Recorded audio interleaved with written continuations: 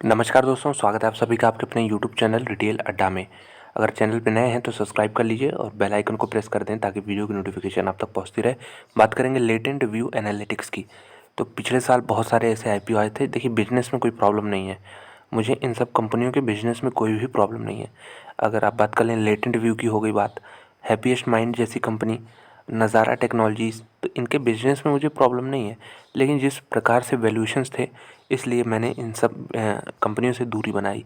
तो इसका main reason valuation ही था। तो अब देख सकते हैं कि क्या हाल हो रहा है लोगों का। ये 700 पे था, 600 पे था, 500 पे था, आज 400 पे खड़ा है। तो वैल्यूएशंस कहीं ना कहीं देखिए एडजस्ट होते ही हैं।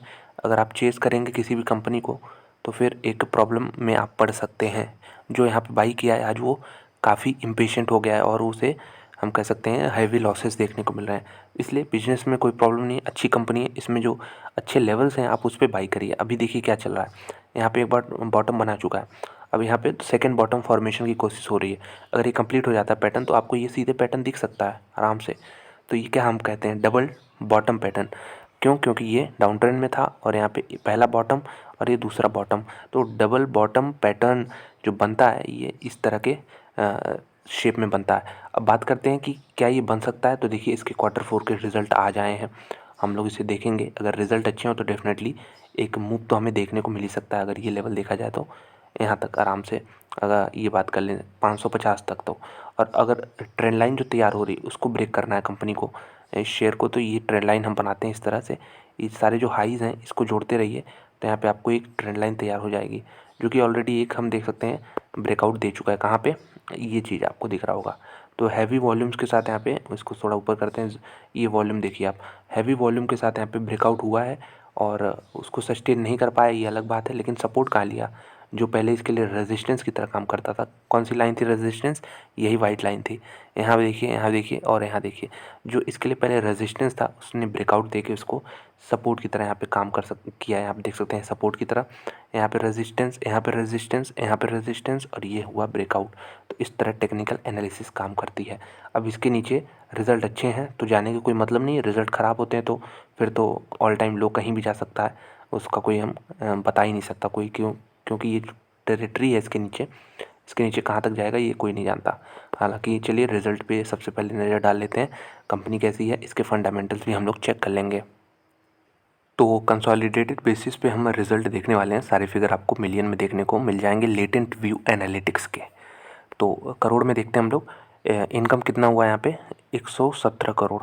तो बहुत बड़ी कंपनी नहीं है, लेकिन इसके वैल्यूएशन देख के ऐसा लगता है कि कंपनी के रेवेन्यू काफ़ी अच्छे खासे होंगे। लेकिन मात्र 117 करोड़ का रेवेन्यू है। पिछले साल कितना था? 79 करोड़ रुपीज़। अभी एक क्वार्टर पहले 108 करोड़ रुपीज़। तो यहाँ तो कोई प्रॉब्लम है ही नहीं। 79 से हुआ 108, 108 से ये आज 117 पे खड़ा है। ठीक है, चलिए नीचे चलते हैं और एक्सपेंसेस देखते हैं। तो खर्चे बढ़ गए हैं, क्वार्टर ऑन क्वार्टर भी बढ़े हैं और ईयर ऑन ईयर बढ़े हैं। अब देखते हैं क्या इनकम ज़्यादा तेज़ी से बढ़ा है या एक्सपेंसेस। तो यहाँ पे जो प्रॉफिट बिफोर टैक्स बन रहा है वो 40 करोड़ के आसपास बन रहा है। बहुत बड़ा फिगर नहीं है, 40 करोड़ बहुत छोटी कंपनियां भी प्रेजेंट करती हैं। और लेकिन इस कंपनी का जो मार्केट कैप है वो मेरे ख्याल से काफ़ी इन्फ्लेटेड है, काफ़ी ज़्यादा है। 40 करोड़ के आसपास प्रॉफिट है। पिछले साल ये फिगर 30 करोड़ का था। तो ईयर ऑन ईयर अच्छा जंप है। और अभी एक क्वार्टर पहले ये फिगर आपका 34 करोड़ रुपीज़, 35 कह सकते हैं इसे। तो रिज़ल्ट तो अच्छे ही हैं। क्यों? क्योंकि 30 से 40 हो गया, यहाँ पे 35 से 40 हो गया। तो ये तो अच्छे इंडिकेशन है। और यहाँ पे 22 करोड़ के एक्सेप्शनल आइटम भी ऐड हो रहा है, जिसकी वजह से प्रॉफिट ज़्यादा बड़ा दिख सकता है। लोग कहेंगे क्वार्टर ऑन क्वार्टर रिज़ल्ट ख़राब है, लेकिन ये सही चीज़ नहीं है, रिज़ल्ट अच्छे हैं कंपनी के। तो हम नेट प्रॉफिट भी देख लेते हैं। नेट प्रॉफिट कहाँ पे दिया हुआ है, इसको हम ऊपर थोड़ा करते हैं तो प्रॉफिट फॉर द पीरियड दिख गया 35.5 करोड़ रुपीज़, 35.5 करोड़। पिछले साल कितना था? 23 करोड़ 80 लाख कह सकते हैं। तो वहाँ से भी जंप देखने को मिला। अभी एक क्वार्टर पहले ये फिगर 50 करोड़ का था, यहाँ से भी जंप ही देखने को मिला। जैसे मैंने बताया, एक्सेप्शनल आइटम इसमें से आप हटा देंगे तो ईपीएस देख सकते हैं 1.8 का बनने लगा है। और पिछले क्वार्टर में 2.7 का था और एक साल पहले ये 1.4 का था। तो रिज़ल्ट अच्छे हैं कंपनी के। कैश फ्लो स्टेटमेंट भी चेक कर लेते हैं, ये कंपनी किस प्रकार से कैश जनरेट कर रही है। आईटी कंपनी है और यहाँ पे net cash generated from operations, ये भी लगभग सेम है। 87 करोड़ रुपीज़ का फिगर आ रहा है। पिछले साल कितना था? 90 करोड़ था। तो बहुत ज़्यादा डिप नहीं देखने को मिली, 3 करोड़ का यहाँ पे देखने को मिला, लेकिन पॉजिटिव है, ये अच्छी बात है। तो अगर हम बात कर लें कि तो इसके फंडामेंटल से रिलेटेड अगर वीडियो देखें, वीडियो में ही कवर कर लेते हैं चलिए। तो यही चीज़ मैं कह रहा था, कंपनी के प्रॉफिट्स हैं 30-40 करोड़ के आसपास रहते हैं क्वार्टरली, लेकिन मार्केट कैप कंपनी की बहुत ज़्यादा है। इसकी वजह से स्टॉक पी है वो 91 के आसपास है। अब सोचिए 91 पे अभी ये खड़ा है, आपको महंगा लग सकता है।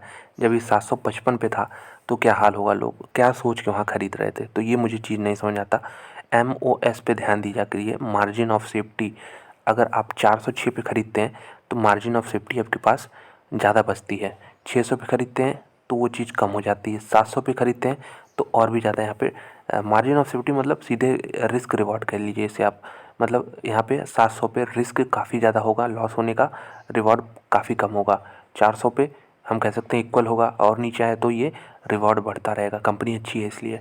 तो अगर हम रिटर्न ऑन इक्विटी देखें तो 23% है, रोस भी यहाँ पे 27% है।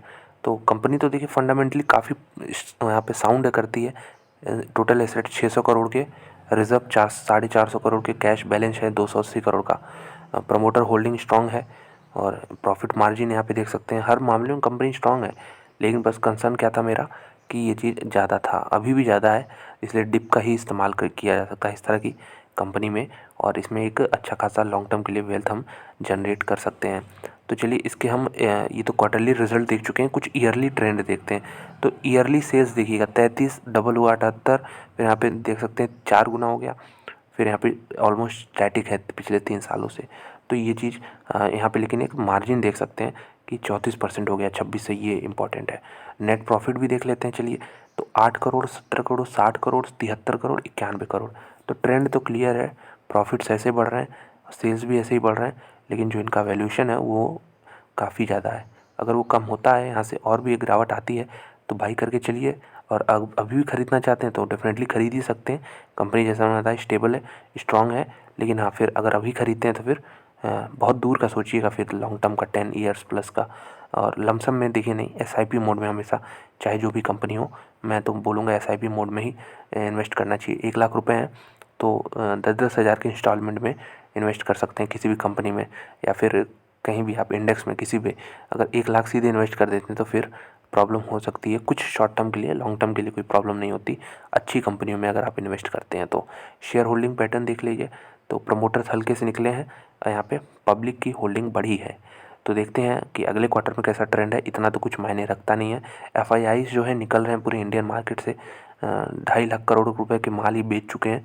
जितने के ख़रीदा नहीं पिछले 10 सालों में, उतने का ये बेच चुके हैं पिछले कुछ ही महीनों में। तो ये चीज़ प्रॉब्लमेटिक है। तो यहाँ से भी निकल रहे हैं, DIAs भी निकल रहे हैं, ये प्रॉब्लमेटिक और चीज़ हो सकती है।